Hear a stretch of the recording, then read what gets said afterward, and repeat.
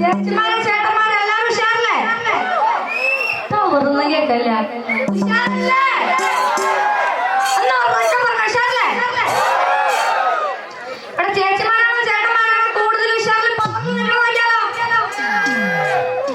ചേച്ചിമാർക്ക് വേണ്ടി ഞാനൊരു പാട്ട് പാടിടുമ്പോ